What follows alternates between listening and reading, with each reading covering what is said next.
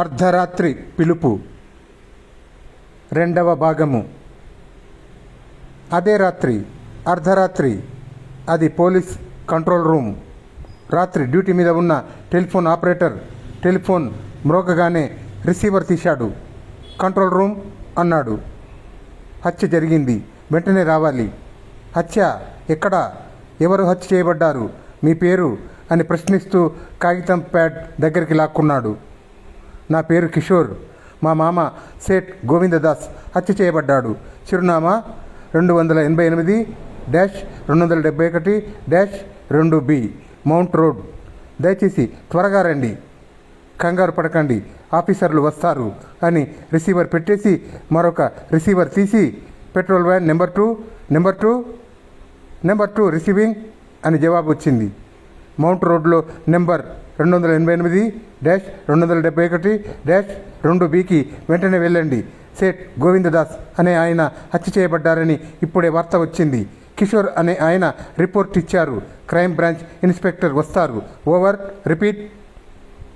బ్యాన్లో police ఉద్యోగి అంతా మళ్ళీ చెప్పి ఓవర్, ప్రొసీడింగ్ అన్నాడు. 5 నిమిషాల్లో ఆ పోలీస్ వ్యాన్ సేట్ గోవిందదాస్ ఇంటి ముందు ఆగింది. అది 2 అంతస్తుల మేడ. దీపాలన్నీ వెలుగుతున్నాయి. గేటు దగ్గర నిల్చున్నాడు 30 ఏండ్ల అతను. వ్యాన్ ఆగగానే గేటు తెరుచుకొని వ్యాన్ దగ్గరికి వెళ్ళాడు. వ్యాన్లోంచి 2 పోలీసు ఉద్యోగులు దిగారు. కంప్లైంట్ ఇచ్చింది మీరేనా? అడిగాడు ఒక పోలీసు ఉద్యోగి. అవును, నా పేరు కిషోర్ అంటూ వెనక్కి నడిచాడతను. 2 పోలీసు ఉద్యోగులు అతని వెనకే వెళ్ళారు. వ్యాన్ డ్రైవర్ వ్యాన్లోనే ఉన్నాడు. ఎక్కడ? అడిగాడు పోలీసు ఉద్యోగి. రండి, మేడ మీద అన్నాడు కిషోర్. 2 పోలీసు ఉద్యోగులు ఒకరి ముఖం ఒకరు చూసుకున్నారు. కిషోర్లో ఆవేశము లేదు, దుఃఖము లేదు, భయము లేదు. ముందు కిషోర్, వెనుక 2 ఆఫీసర్లు మేడ మెట్లు ఎక్కారు. మెట్లు ఎక్కగానే ఒక పెద్ద హాలు.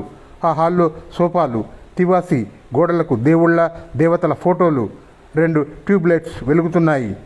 కుడివైపు ఒక తలుపు తోశాడు కిషోర్. వెనకే పోలీసు ఉద్యోగులు వెళ్ళారు లోపలికి. మంచం మీద బోర్లా పడి ఉన్నాడు 50 ఏండ్ల పైబడ్డ మనిషి. బట్టతల, ఉన్న కాసిన్ని వెంట్రుకలు తెల్లగా ఉన్నాయి. తెల్లని బనియన్, తెల్లని పంచ, వీపులో కత్తి పొడవబడి ఉన్నది. వీపు మీద పక్క మీద రక్తం కారి ఉన్నది. దిండు కింద ఒక చెయ్యి, పక్కకి ఇంకో చెయ్యి. ఎయిర్ కండిషన్ గుర్రుమని చప్పుడు చేస్తుంది. చాపి ఉన్న చెయ్యి ముట్టుకొని చూశాడు పోలీస్ ఉద్యోగి. మరణించారు, సందేహం లేదు. నేను డాక్టర్ని.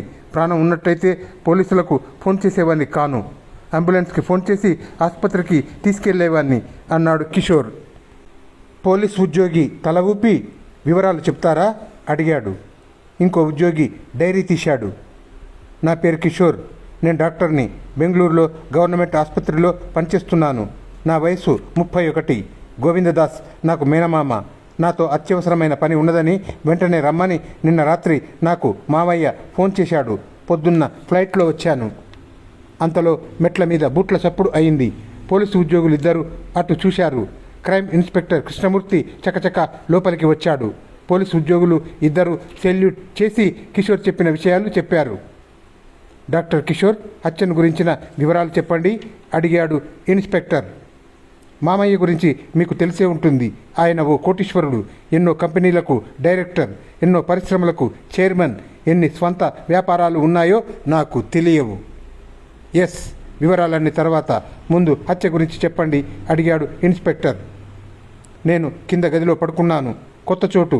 అదిగాక మామయ్య చెప్పిన విషయాల గురించి ఆలోచిస్తుంటే ఒక పట్టాన నిద్ర పట్టలేదు. సరిగ్గా 12 గంటలు కొట్టింది గోడ గడియారం. అదే సమయానికి మెట్ల మీద అడుగుల చప్పుడు వినిపించింది. ఈ అర్ధరాత్రి వేళ మామయ్య కిందికి దిగి వెళ్ళాడా అనుకుంటూ హాల్లోకి వెళ్ళాను. హాలు తలుపు అంటే బయట వసారాలోకి వెళ్ళేది తెరిచే ఉంది. వసారా తలుపు తాళం వేసి ఉంటుంది. హాలు తలుపు లోపల గడియ పెట్టి ఉంటుంది. ఎవరు తెరిచారా అని ఆలోచిస్తూ మామయ్య ఈ అర్ధరాత్రి బయటికి ఎందుకు వెళ్తారు అనుకుంటూ మామయ్య ఏమయ్యాడో చూద్దామనుకొని మేడ మీదికి వెళ్ళాను. మామయ్య పడక గది తలుపు తెరిచి ఉంది. లోపలికి వెళ్ళాను. మామయ్యను ఇలా చూశాను. నాడీ పరీక్ష చేయగానే ప్రాణం లేదని తెలిసింది. వెంటనే కంట్రోల్ రూమ్కి ఫోన్ చేశాను అన్నాడు కిషోర్. ఇంత పెద్ద ఇంట్లో మీరు మామయ్య మాత్రమే ఉంటున్నారా అడిగాడు ఇన్స్పెక్టర్. చెప్పానుగా, నేను బెంగళూరులో ఉంటున్నాను. ఈరోజు పొద్దున్న వచ్చాను. ఈ ఇంట్లో మామయ్య అత్తయ్య ఉంటున్నారు. సామాన్యంగా ఇంట్లో ఒక నౌకరు, గేటు దగ్గర గూర్ఖా జవాను, మా అత్తయ్య తమ్ముడు శంకర్ ఉంటారు. వాళ్ళంతా ఏమయ్యారు అడిగాడు ఇన్స్పెక్టర్. నిన్ననే శంకర్ని ఇంట్లోంచి పంపించేశాడట మామయ్య. ఈరోజు పొద్దున్న నౌకర్ని పనిలోంచి తీసేసింది అత్తయ్య. గూర్ఖా జవాన్ ఏమయ్యాడో నాకు తెలియదు అన్నాడు కిషోర్. మీ అత్తయ్య ఏది అడిగాడు ఇన్స్పెక్టర్. నాకు తెలియదు. అంటే కాస్త విపులంగా చెప్పండి. ఇంట్లో లేకుండా ఏమయ్యారు ఆమె? 9 గంటలకు ముగ్గురం కలిసి భోజనం చేశాం. అరగంట సేపు నేను మామయ్య మాట్లాడుకున్నాం. తర్వాత నేను కిందికి దిగి నా గదిలోకి వచ్చేశాను. అత్తయ్య నాకు తెలిసినంత వరకు మేడ మీదే ఉంది. ఇప్పుడు లేదు, ఇల్లంతా వెదికాను అన్నాడు కిషోర్. ఇన్స్పెక్టర్ కృష్ణమూర్తి కాస్త చికాకుగా చూసి, మాకు అర్థమయ్యేటట్లు విపులంగా చెబుతారా అడిగాడు. విపులంగా చెబుదామనే ప్రారంభిస్తే హత్యను గురించి మాత్రం చెప్పమన్నారు అన్నాడు కిషోర్. సారీ, చెప్పండి. మామయ్య పుట్టుకతో ధనవంతుడు కాడు. చిన్నప్పుడే తల్లి తండ్రిని పోగొట్టుకున్నాడు. పెద్ద చదువు లేదు. 12 ఏళ్ళప్పుడే ఒక బట్టల దుకాణంలో గుమాస్తాగా పనిచేసేవాడు. అప్పుడే టోకుగా బట్టలు కొని చిల్లరగా అమ్మే సైడ్ బిజినెస్ ప్రారంభించాడు. అలా ప్రారంభించి డబ్బు చేర్చుకొని తన స్వంత బట్టల షాపు ప్రారంభించాడు. అదృష్టం కలిసి రావడమే కాదు, వ్యాపార దక్షత ఉండటం వల్ల వ్యాపారం పెరిగి రకరకాల వ్యాపారాలు ప్రారంభించి కోటీశ్వరుడు అయ్యాడు. మామయ్యకు అన్నదమ్ములు లేరు. మా అమ్మని అంటే చెల్లెల్ని పెంచి పెద్ద చేసింది మామయ్యే. పెళ్లి కూడా మామయ్యే చేశాడు. మా నాన్న చేత బెంగళూరులో ఒక పెద్ద బట్టల షాప్ పెట్టించాడు. ఆయనే పెట్టుబడి పెట్టి. 25 ఏళ్ళప్పుడు మామయ్య పెళ్లి చేసుకున్నాడు. పెళ్లి చేసుకున్న 2 ఏళ్లకి భార్య పోయింది. ఆ తర్వాత చాలా కాలం ఒంటిగానే ఉన్నాడు. తన వ్యాపారాలకు వారసుని నేనే అని, నన్ను వచ్చి తనతో ఉండమని చాలాసార్లు అడిగాడు. నాకు చిన్నప్పటి నుంచి మెడిసిన్ అంటే ఇష్టం, వ్యాపారం అంటే అస్సలు ఇష్టం లేదు. అందువల్ల నేను బెంగళూరులోనే మెడిసిన్ చదివి అక్కడే గవర్నమెంట్ ఉద్యోగంలో ఉన్నాను. 2 ఏళ్ల క్రితం మామయ్య మళ్ళీ పెళ్లి చేసుకున్నాడు. ఎవరిని అడిగాడు ఇన్స్పెక్టర్. ఎవరిని అని చెప్పను. ఒక అమ్మాయిని, తనకన్నా చాలా చిన్నదాన్ని, చాలా అందమైన దాన్ని, చదువుకున్న యువతిని. బంధువా? కాదు. ఆఫీసులో పనిచేసే సెక్రటరీ కాదు. 2 ఏళ్ల క్రితం పని మీద ఢిల్లీ వెళ్ళినప్పుడు అక్కడ ఒక హోటల్లో పరిచయం అయిందట. ఆమె పేరు నమ్రత. నమ్రతతో పాటు ఆమె తమ్ముడు శంకరం కూడా ఇక్కడికి వచ్చి ఈ ఇంట్లో ఉంటున్నాడు. అతను చదువుకున్నవాడు.